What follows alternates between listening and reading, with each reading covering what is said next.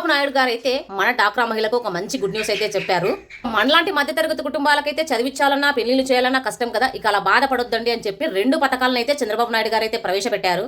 ఈ విషయం మనకి మార్చి 8వ తారీఖు మహిళల దినోత్సవం కాబట్టి ఆ రోజైతే స్టార్ట్ చేయబోతున్నారు. పథకాల పేర్లకు వచ్చేస్తే ఎన్టీఆర్ విద్యాలక్ష్మి, ఎన్టీఆర్ కళ్యాణ లక్ష్మి, ఈ 2 పథకాలు అయితే రాబోతున్నాయి. పథకాలలో ఏంటి అంటే ఈ పథకాలలో మనకి 75,000 నుంచి ₹1,00,000 వరకు అయితే డబ్బులు వస్తాయి. అది కూడా శ్రీనిధి బ్యాంకు నుంచే వస్తాయన్నమాట.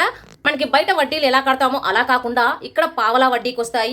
దీన్ని 48 వాయిదాలలో కట్టాల్సి వస్తుంది పావలా వడ్డీతో. ఈ పథకం కోసం అయితే మనం బ్యాంకుల చుట్టూ తిరగాల్సిన అవసరం లేదు, ఏదైనా డాక్యుమెంట్స్ పెట్టాల్సిన అవసరం లేదు, ఏవి షూరిటీస్ అవసరం అయితే లేదు. ఇది ఎలా అప్లై చేసుకోవాలి, ఎలా డబ్బులు వస్తాయి అని ఆలోచిస్తే మనకి పెళ్లికి అనుకోండి, పెళ్లి కార్డు ఉండాలి, పెళ్లికి ఇంత ఖర్చు అవుతుంది అని ఒక పేపర్ ఉండాలన్నమాట. దాన్ని మనకి డాక్టర్ లీడర్ గానీ దానికి సంబంధించిన అధికారులు ఎవరైతే ఉంటారో వాళ్ళకి చెప్పుకోవాలంట. అదే మనకి చదువుకు అనుకోండి, చదువుకైతే అడ్మిషన్ సంబంధించిన పేపర్లు అవి సమర్పిస్తే చాలంట.